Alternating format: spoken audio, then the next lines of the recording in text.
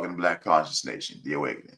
Family, I just so good to see you today. I believe that today is the day that God has made, and we shall rejoice and be glad in it. On this channel, I want to be clear who this is.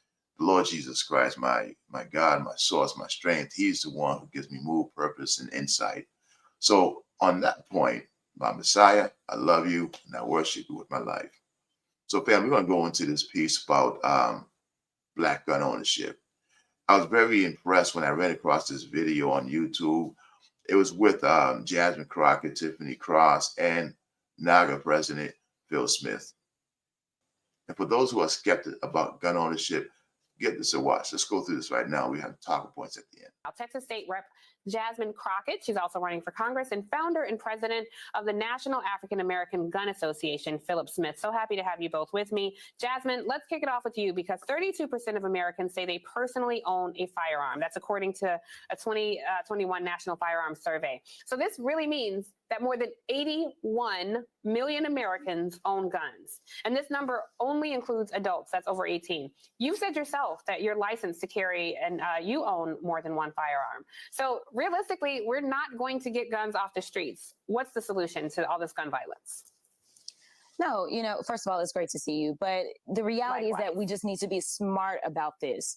It's not a matter of somebody being anti-guns or pro-guns. It's about being smart on guns. As you stated, I am licensed to carry. I do own firearms. I live in the state of Texas, and yes, I am a Democrat. But that doesn't mean that we can't say that people should be trained.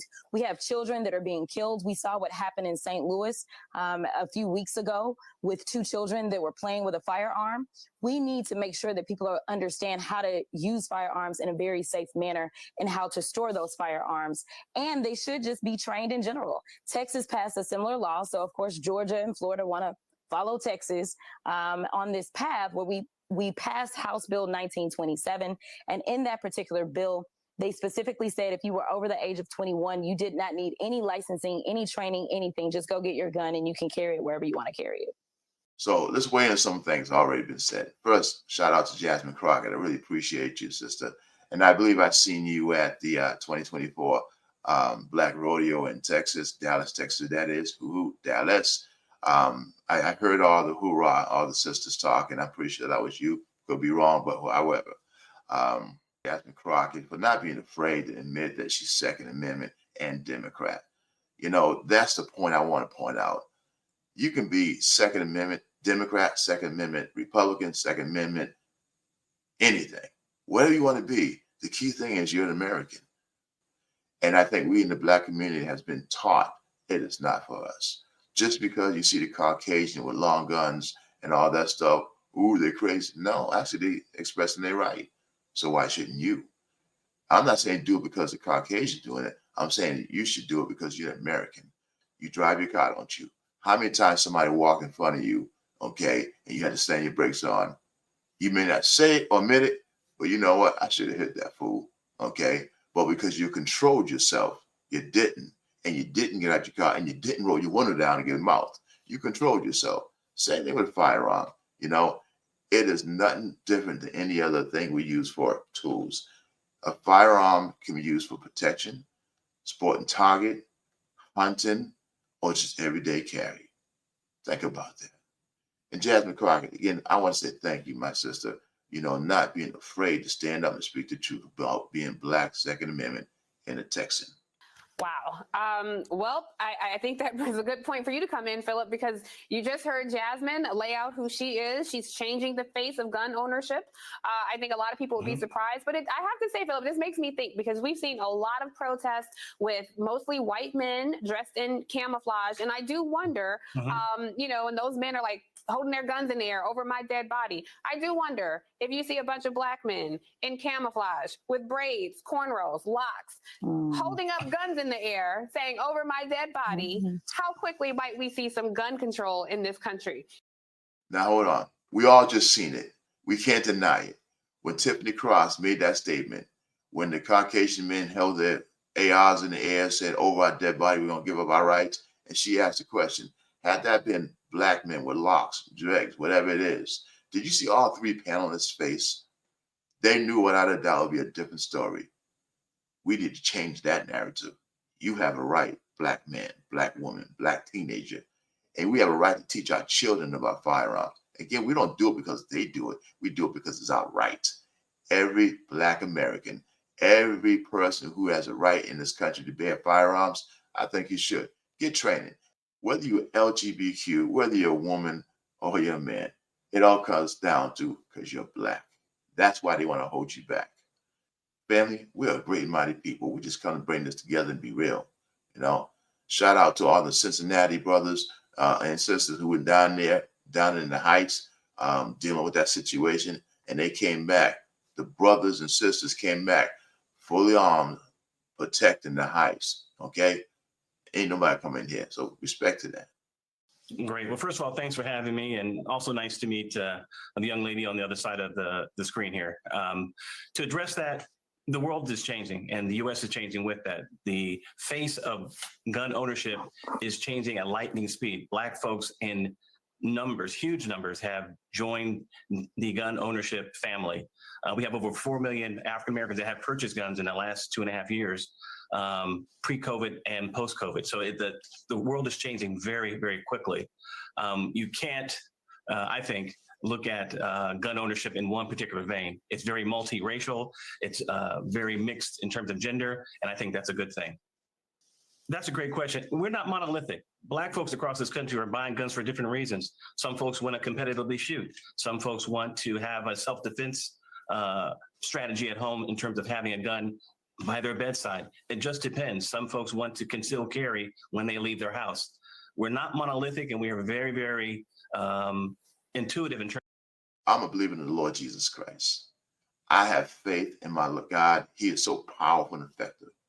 I understand my God, how he moves and how he speaks to me, but he also calls me to protect my wife, my children, and all those in my sphere of influence. What does that mean?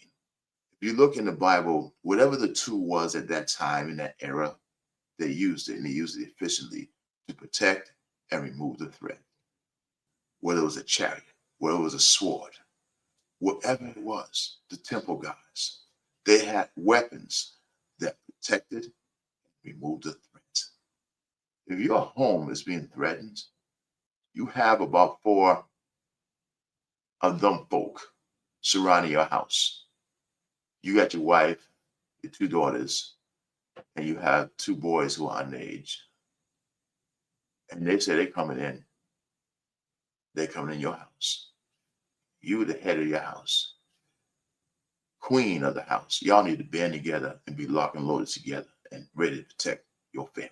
Some people against ARs, and I believe that's a lot due to ignorance. A pistol can protect you, but AR and a shotgun can liberate you. That's so important. It removes the threat. And Phil also talked about competitive shooting.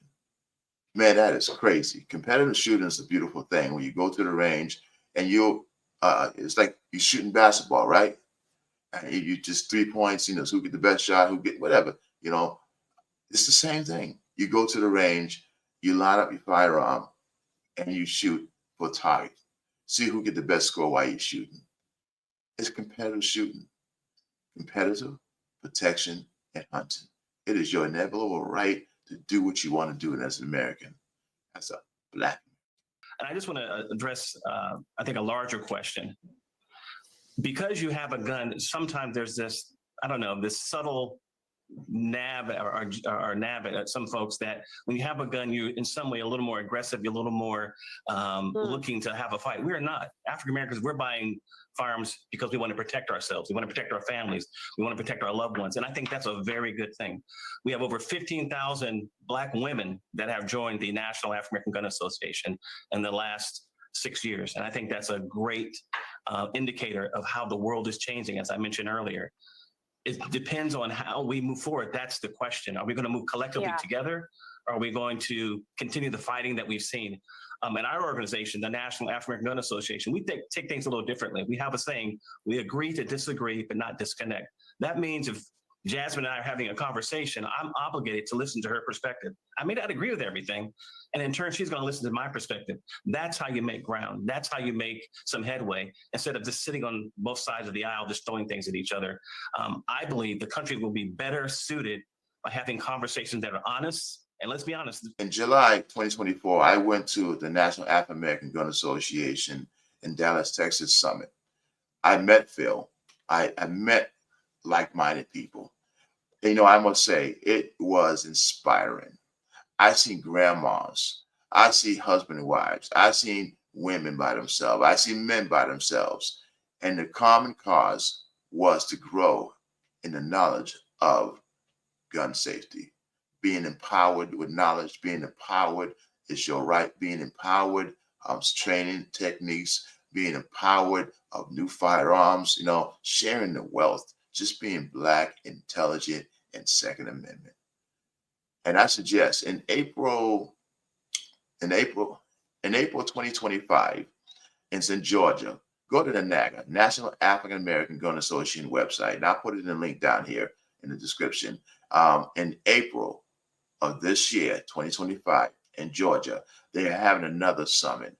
And if you have any questions about being Black and Second Amendment, I guarantee you, if you come to the summit, just walk around, you'll see your people, like-minded. And he was right. It blew my mind to see all the Black women who proudly carry their firearms, who proudly said their Second Amendment, who proudly teach their daughters, who proudly stand with their husband in the event a threat comes to their home, shoulder to shoulder, arm to arm, lock and loaded, pointing in the right direction, take care of business. It's not about us wanting to hurt people. It's about us wanting to protect our people. And you heard Phil talk about it. We don't want to go out there, oh, we got guns. No, we don't want that. We just want to walk in peace and stand in defense if necessary. That I want to say is that being a gun owner and being Black in America is a little different, right? Because the face of gun ownership and the face of pro-gun ownership is the NRA. We saw what happened to Philando Castile, right? Absolutely. We saw what happened. And so we know that it's still a little different when we carry. And honestly, every time someone sees us, especially in a state like Georgia or in Texas, if they see us not even with a gun, I mean, when we were listening in before you got to us, we were talking about somebody that didn't have a gun. Absolutely. And they lost their lives. And so this is the problem that I have. It's a matter of, we say that we want these laws, but these laws really only apply for a certain group of people. And so until we start to be real about what it is that we're trying to do, then I think we're going to continue to have issues. Because as stated, I'm not anti-guns, but I don't understand what the problem is with red flag laws, right? Why can't we do background checks that are more thorough for everyone? It's a matter of safety, because as stated, I carry because I want to be safe, but I don't want all these other people out here that are doing things like what we saw in New York. Absolutely. Well, I do not know how to use a gun, so I might have to make my way to Texas or spend some time with Phillip to figure it all out. I know who to run to when the war breaks out. I'm coming to one of your houses. So thank you so much to Rep. Jasmine Crockett and Phillip Smith for being here for this very interesting conversation. We'll have to revisit. It was great hearing Tiffany Cross, Phillip Smith, and Jasmine Crockett hitting the issue about Black gun ownership. I want you to understand. It's about you having the right to protect you and yours. I want to give you a quick story. It was 1985. I decided in Boston, Massachusetts, where I grew up, I wanted to have a gun permit. I had a good job, making good money, 19 years old, didn't have a record. And so I said, let me go do this. So I went down to Boston Police Headquarters. I met the regime. I met them folk who control how us folk get what we need. The questions they gave me, I gave them the answers which on the application for all lawful reasons. Again, I had no criminal history. I had no mental alcohol and all that stuff they knew of. But just because they had the power to deny, they gave me an FID card to carry a shotgun or a rifle. How does it look like a bra man walking down Boston Street, Dorchester, Mattapan, Roxbury, Massachusetts, with a shotgun and a rifle? How is that going to look? You don't think police will roll up on me? So the system is bent and twisted to keep us away from what we should have. You need to understand this. Even though the Second Amendment is for all Americans, and all three panelists said it so clearly, that whether they made it face or verbally, there's two sets of rules. We know all our brothers. We know some of the names of our brothers and sisters who was unalived by race soldiers or by whatever. And come to find out, that shouldn't have happened. At what point do you say to yourself, I must protect me and mine? So we must understand there is nobody that comes to save us. The God Almighty, the creator of heaven and earth, has given us wisdom, knowledge, and a body and to protect ourselves and our families. We got to be smart and wise, family. It's got to be smart and wise. So I bid you well, my family. I believe that God has been with us and God will continue to guide us. Again, NAAGA, National African American Gun Association, which Phil Smith is the president, will be in Georgia in April.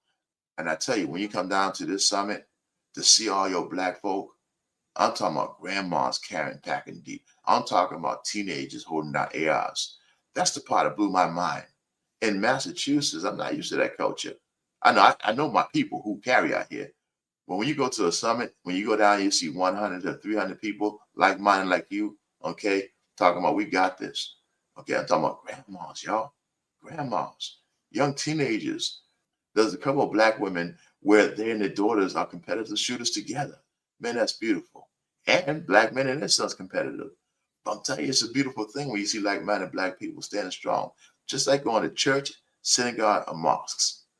You're going to be like-minded when you get in that atmosphere. So why can't you be like-minded doing Second Amendment? Don't let that propaganda tell you don't have the right to carry a gun. Don't let that propaganda tell you you don't have the right to protect your family. Don't let that propaganda teach you that you don't have a right to defend yourself. That's why they call it propaganda. It's a facade. You have the right to carry a firearm, an AR, rifle, shotgun, whatever your flavor is. It's your right, America. It is your right, Black America. Again, for closing, I want to thank Tiffany Cross and Representative Jasmine Crockett and founder of NAAGA, National African American Gun Association, Phil Smith, for coming together to show Black America how we can stand together. Peace and Black love.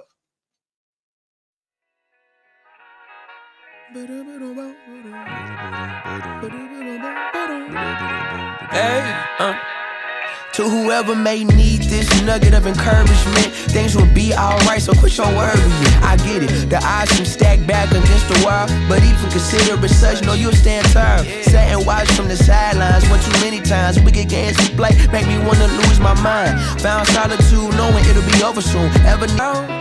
Just hold on a little longer, you gon' see this through. I've been there, certain things always remain.